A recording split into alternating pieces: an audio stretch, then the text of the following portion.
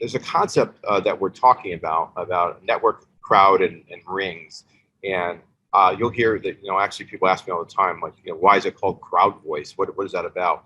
The crowd is really your volunteers. It's your community, and it emerges out of your network. So we really want you to think of your network as everyone who is aligned and contributes to you marching towards your mission.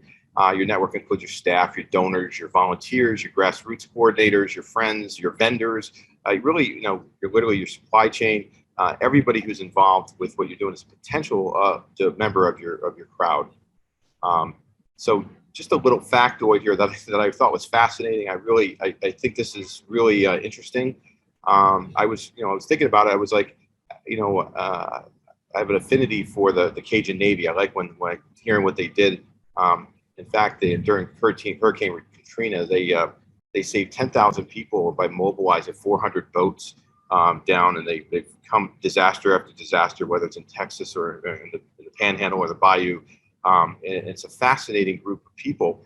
But going to the first bullet, I did a little research here in the Urban Institute. It says that there's $163 billion worth of volunteer labor that is expended on your behalf, in this community's behalf. So it's interesting that if you're an attorney or a CPA or you're a professional and you donate your time to a not-for-profit, you can't write that off. It's against the law to do that.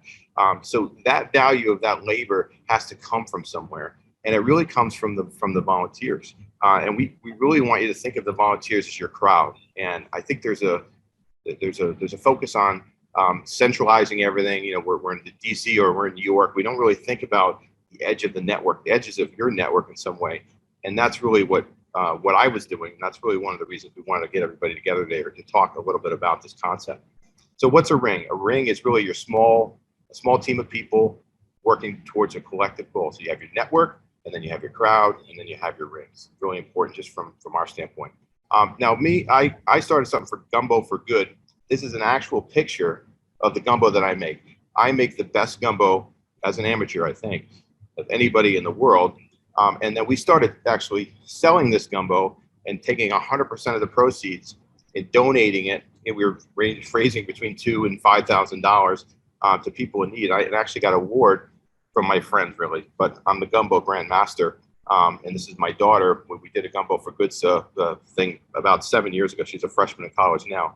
But I really got the sense of what it was like to start something in grassroots. And this is Craig had cancer. We raised $4,000 for him. And then we did something for Katrina. I believe it was Katrina. But these are actual photos. And if you look very carefully, we generated like $4,000 or $5,000 in Walmart and Home Depot cards. And these are the actual people, and these are the comments that they gave back to us. And you'll actually see that some of them are actually holding the card. They were just so grateful. This is me sitting out, handing out the gumbo that people purchased, and it was a fascinating thing. So that kind of, as a communications executive, it really got me very familiar with, what it's like on the grassroots level and how fulfilling it was to basically fulfill that network. Well, back in 2015, late 2015, I decided I was too fat. I started training for a marathon. I ran my first marathon, second marathon, healthiest person in the world. What I didn't know was that marathon runners may be killing themselves. That as you train, your body breaks down and you have exposure to UV. Well, I ended up with, because of the sun, I ended up getting cancer back in 2016, after really the healthiest point of my life. And I don't want to dwell on the cancer, except that it really changed my interaction with the MRF in particular, as we talk about advocacy, outreach, and all the things you have to worry about, and the impact of all the participation that I had. This is actually my doctor, my oncologist, who was at one of the events. But the impact that it had when COVID showed up, all the things that we did stopped. And some of the people that I interacted with, if I show you the person, the second one in, Suzanne Milne, we were great friends. Every year, I went there 3 years in a row before COVID. I would see Suzanne till one day she had stage 4 and she didn't show up because she passed away.